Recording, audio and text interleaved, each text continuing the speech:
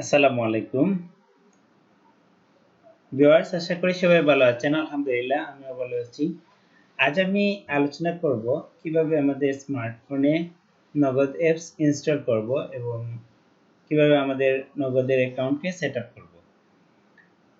পাশাপাশি আমি একটা বিষয় নিয়ে আলোচনা করব যে আমাদের হ্যাক হওয়া, বিশেষ করে প্রাথমিক বিদ্যালয়ের শিক্ষার্থীদের উপবৃত্তির টাকা হ্যাক হওয়ার কারণে যখন আমরা নগদ কর্তৃপক্ষের কাছে অভিযোগ করি তখন যে আমাদের চারটা তথ্য দিতে হয়। চারটা তথ্যের কথা আমি আমার আগের পূর্বে আলোচনা করেছি। এক নম্বরে হচ্ছিল যে অ্যাকাউন্ট নাম্বার, টাকার পরিমাণ, ট্রানজ্যাকশন আইডি এবং সময় তারিখ। তো এই চারটা তথ্য আমরা কিভাবে কালেক্ট করব অ্যাপস থেকে, সেই জিনিসটা আজকের ভিডিওতে আমি আলোচনা করব। তো চলুন ভিউয়ার্স, আমরা দেখে নিই কিভাবে এই তথ্যটা আমরা পাই। এবং প্রথমেই আমি আজকে আলোচনা করব কিভাবে নগদের অ্যাপস আমাদের স্মার্টফোনে ইনস্টল করব। এখন আমরা প্রথমেই যেটা প্লে স্টোর থেকে মোবাইলের প্লে স্টোর থেকে আমরা নগদ অ্যাপস ডাউনলোড দিয়ে দিব। এই যে আমি নগদের অ্যাপসকে প্রথমে ডাউনলোড দিয়ে দিচ্ছি। একটু সময় লাগবে। ডাউনলোড হওয়ার পরে আমরা ইনস্টল করে নেব। ডাউনলোড এবং ইনস্টলিং দেখাচ্ছে ডাউনলোড হওয়ার পরে।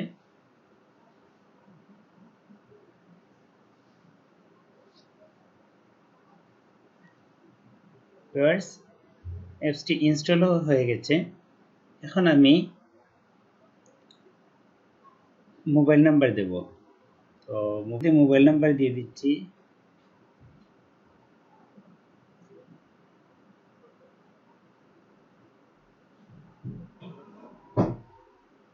এবার পিন নাম্বার দিচ্ছি।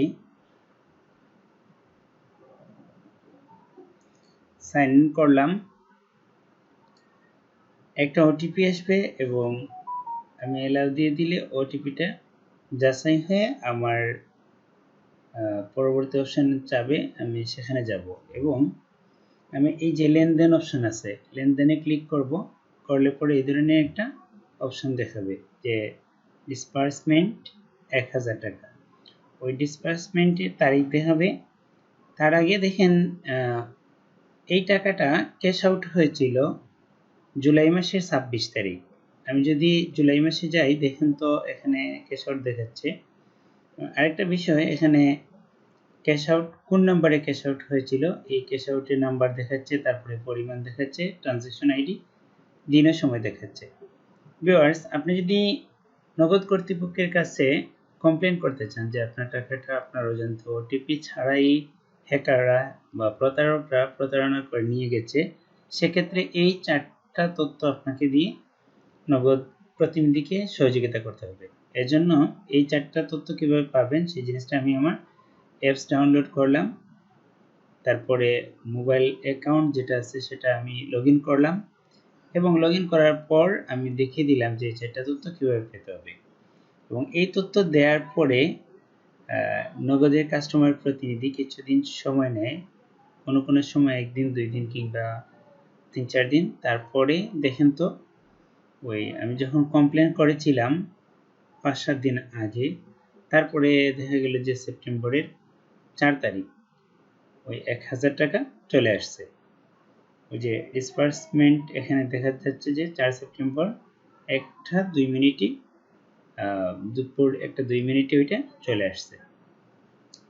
তো ভিউয়ার্স, আশা রাখি এভাবে আপনারা আপনাদের প্রতারণার শিকার হওয়া টাকাকে ফেরত আনতে পারবেন।